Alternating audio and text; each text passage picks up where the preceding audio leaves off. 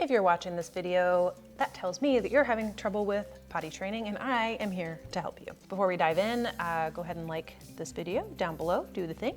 Helps with the algorithm. Now, in this video, we're gonna talk about our 3-step process to potty training.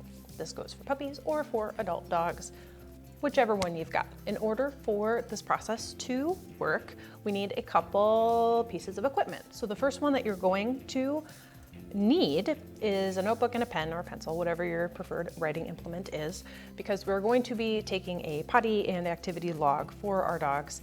We'll talk a little bit about that later. So you're gonna need something to write with, something to write on. Some folks like to use a planner, others just a notebook. Doesn't matter, whatever tickles your fancy, that's what you should use.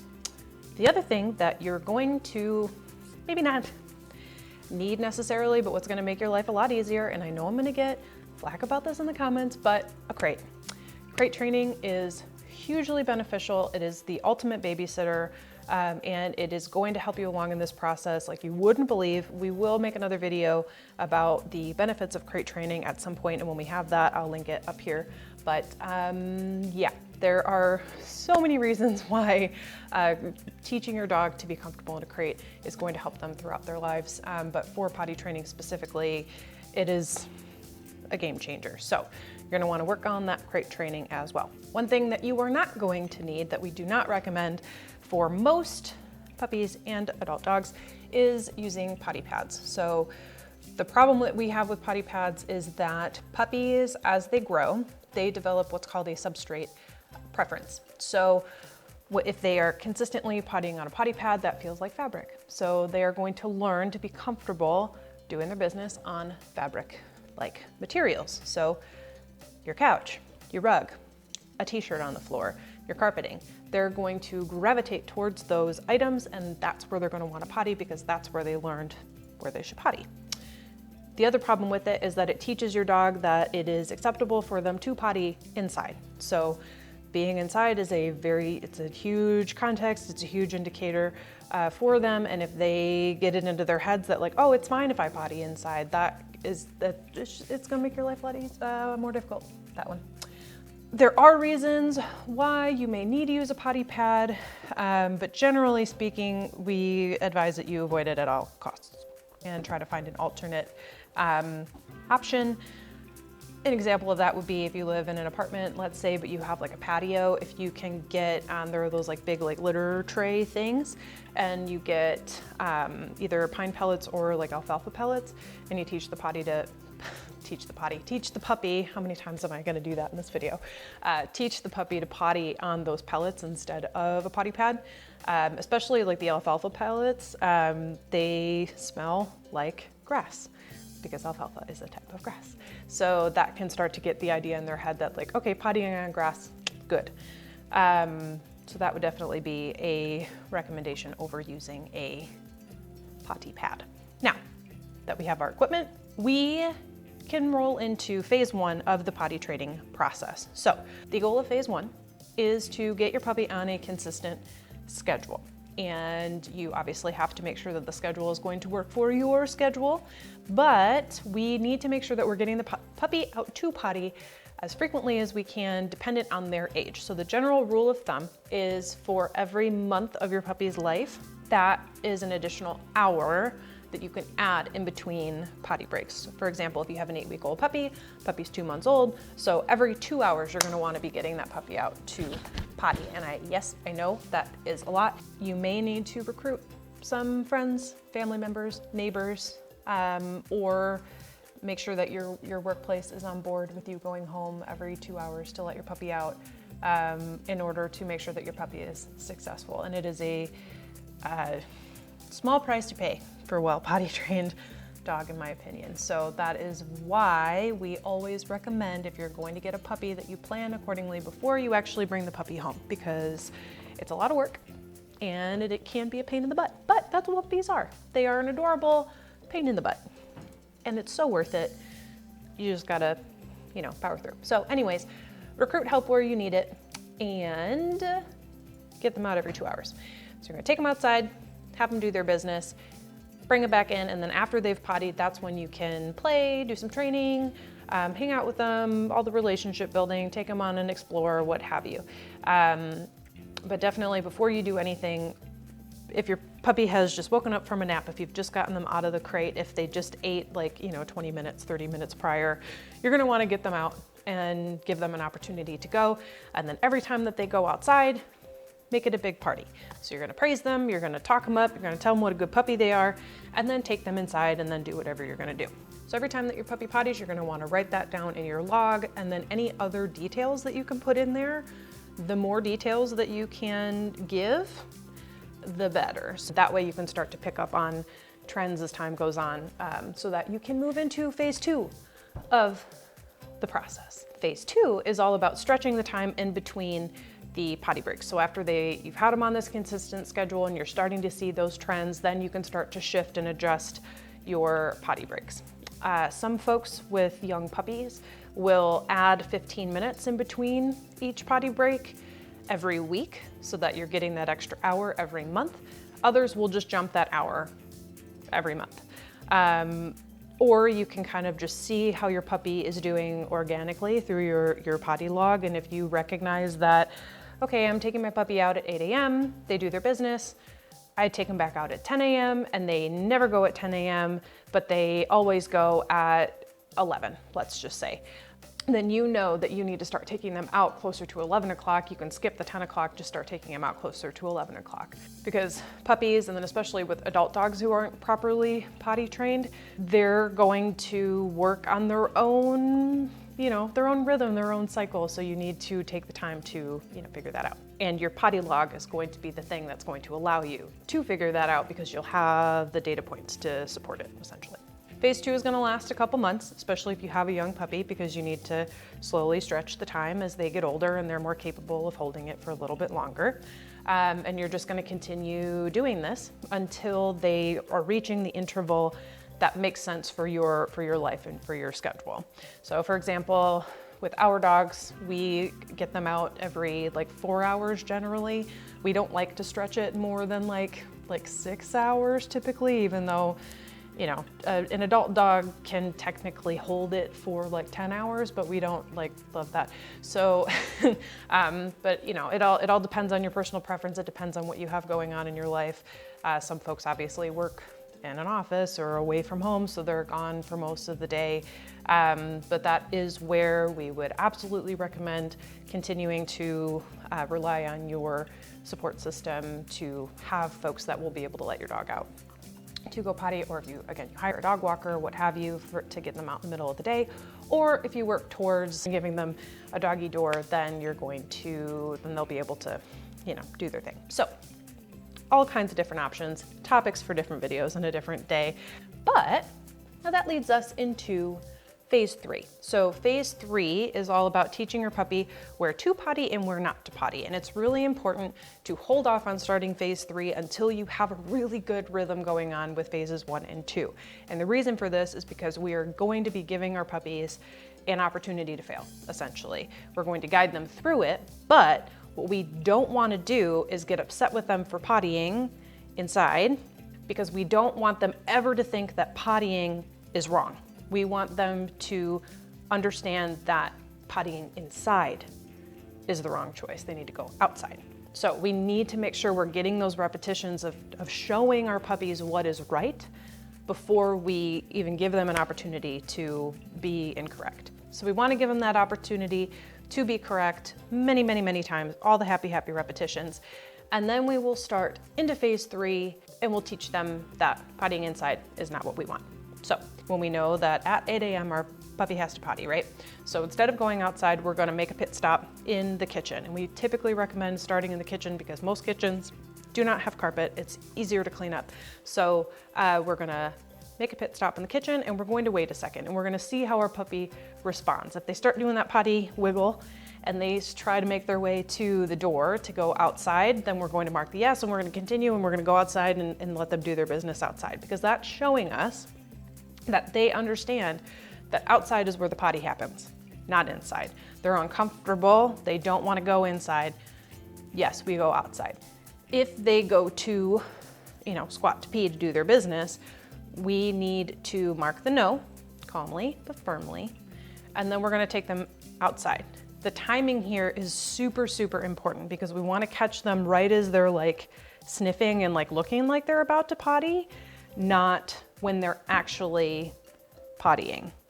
Because once they start, then they kind of gotta, most of them aren't gonna be able to just like stop and go outside. Some of them might, if you mark the no and they're just like, wait a minute, then they might, and then you take them outside and you do the thing, then it, could work, but most of them are gonna have to finish doing their business before you can mosey out, and that's less than ideal. You're going to do this over and over and over again when they're showing you, yeah, we need to go out there. There's the potty zone, and you get good reps with that, then change it up, go to different rooms in the house, and then once they're getting it, then cool, phase 3 is complete.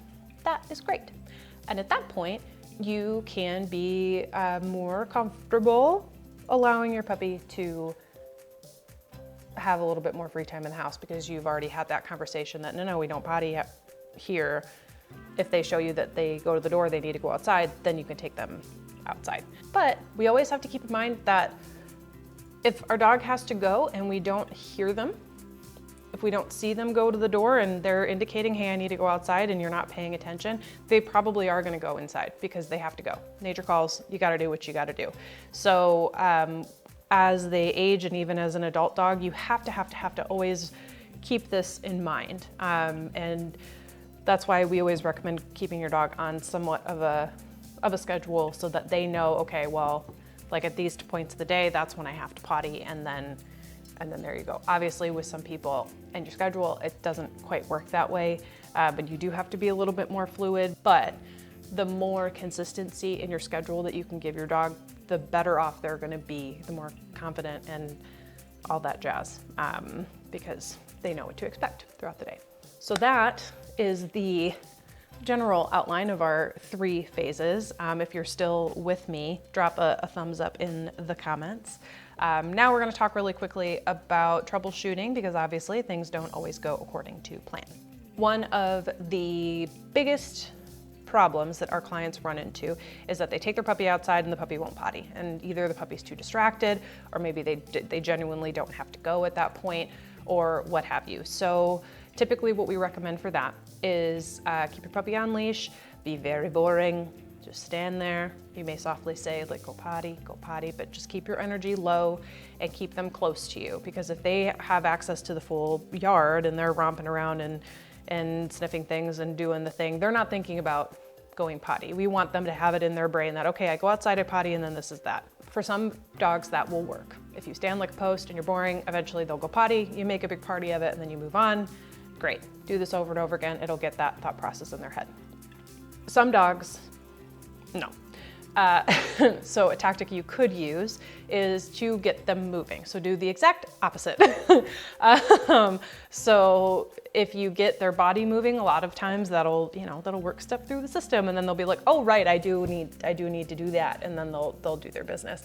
So either taking a tug toy out with you, or playing fetch, or whatever, just getting them engaging with you and getting them moving, or even if you just like walk back and forth and just like be very exciting and keep their attention, and you go back and forth, and then eventually their body's like, oh yeah, I have to do that, and then they'll stop and they'll do their business. So there's 2 tactics. If you try both of these things and neither of them work, put your puppy back in their kennel, wait about 10-15 minutes, and then try again, because sometimes they just need that little bit of a reset, and then the second time you get them out, then they actually are ready to potty. And if they do consistently do that, that could be an indication that that you need to stretch. Other way, you need to stretch in between your potty breaks. So make sure that you're logging that in your potty log, and then you can make your changes accordingly. A second issue that a lot of folks report to us is that their puppy is just very inconsistent in their potty schedule. They've been doing this for 2 weeks and it's just all over the map. Sometimes they go, sometimes they don't, sometimes it's 5 times a day, sometimes it's only twice. It doesn't make any sense. So the first recommendation we make for those folks is to be mindful of when they are feeding and watering their puppy. Because if you're feeding your puppy throughout the day, let's say you're using their food for training and whatnot, and some days you're training 5 times a day and you're giving them little bits of food throughout the day, then yeah, that's gonna change their potty schedule. If they have free access to water all day, then, you know, and all night, then that could cause issues. So especially with nighttime pee troubles, typically we'll recommend that you pull the water from their kennel at about like 8 p.m., depending on when you go to bed. That way they have a couple hours to get that, you know, flush that through their system. You get one last potty break before you go to bed, and then they should be, you know, empty for the night. You should be good, and then they can rehydrate in the morning, just like, you know, what we do, because obviously we want them to be sleeping and they don't need to be drinking while they're sleeping. So that is an option. And then as far as food goes, you're feeding, you know, 3 times a day. For a lot of young puppies, you'll want to do that. Then making sure that you are in fact feeding 3 times a day instead of taking that, you know, morning allotment and then feeding it throughout the day. A third issue that folks run into is that they live in an apartment. Now, apartment life with a puppy is tricky, especially in those 8 to 16 week phases, because your puppy's not fully vaccinated. So you do have to be really careful about where you allow your puppy to potty, because they could pick up any, you know, parvo or anything like that out in the wilderness, and it's scary. So you do have to be careful. Or if you do live in like a high rise or something and it's just not reasonable to think that your puppy can hold it for the entire elevator ride down, that, you know, that's problematic. So that's where using something like the litter tray that I was talking about earlier can be an option. Obviously, if you have a patio, that's where you would want that, not inside your apartment. But if it has to be inside the apartment, you know, then it makes things difficult. It makes things a little bit less clear for your dog, but it's not like a total deal breaker. Like, you'll be able to work through that. At some point, it's just, you know, it's just gonna take a little bit extra time. So be mindful of that and be forgiving of yourself and your dog, because it's challenging. And I will link what I was talking about, like that pan thing and then the alfalfa pellets. I'll link those out in the description below so you can have an idea of what I'm talking about. The fourth and final troubleshooting tip that we need to talk about is what happens when your puppy has an accident. It's going to happen, first off. You're not perfect, your puppy isn't perfect. It's just part of the process, it's part of the program. And you need to recognize that it is not the puppy's fault, because the puppy is a baby. They know nothing. They don't understand. Their entire life up to this point, they would just go wherever they felt like it, and somebody, either their mom or their human caretaker, would come along behind them and clean up after them. So they don't understand. So do not get mad at your puppy if they have an accident. It's not fair to them. So just don't do it. If you need to clean up the mess, put the puppy away, and then go scream into a pillow, go do that. But do not get mad at the puppy, because more than likely the puppy is not going to understand why you're upset. And that is going to harm your relationship with the puppy. They're going to learn that, like, oh, well, sometimes they just like go nuts and it's terrifying. And like, ugh, I don't want to be around this person. That's a problem. Or they are going to think that pottying in front of you is wrong, or pottying in general is wrong, but they can't not do it, obviously. So they are going to have this conflict going on in their brain every time that they have to go, and how much does that suck? But instead of pottying in the open, they may go and hide. Like, we hear this a lot, like, oh, my puppy, he keeps like going into another room and peeing in a corner, and I don't see him do it, and it's really irritating. It's like, yeah, that is really irritating, but what your puppy has learned is that pottying in front of you gets you upset. So they're not gonna do that. They're gonna go hide. And that's a problem. If your puppy has an accident, don't get mad. I know it's frustrating, I know it's gross, but just clean it up, mark it on your potty log, and then plan better for the next potty break. So there you go. There's potty training in a nutshell. I wish you the best of luck in this endeavor. It is tough, it is annoying. I know that it's a pain in the butt to have to, write all these things down and to be so strategic about it. However, taking a couple minutes to write down your puppy's potty habits is a lot less gross than having to clean up accidents. And it's going to give your dog much more clarity and help your relationship because you're not getting upset with your puppy. So give it a shot. let us know how it goes in the comments. Make sure that you like this video, leave comments with questions or concerns that you may have. If you have any other topics, puppy related or otherwise, that you'd like for us to talk about, feel free to leave those in the comments as well. And be sure to subscribe so you can keep up with us and all of our shenanigans, and we can pass along all of the training tips. If you need help, please let us know. There's a link below to our website. We offer virtual coaching, or if you're in the Detroit metro area, we can help you in person. We would be happy to help you with any of your dog training needs or troubles. We're here to support you, so let us know. Until next time, happy training, and I really need to think of a better sign off, but see you in the next one.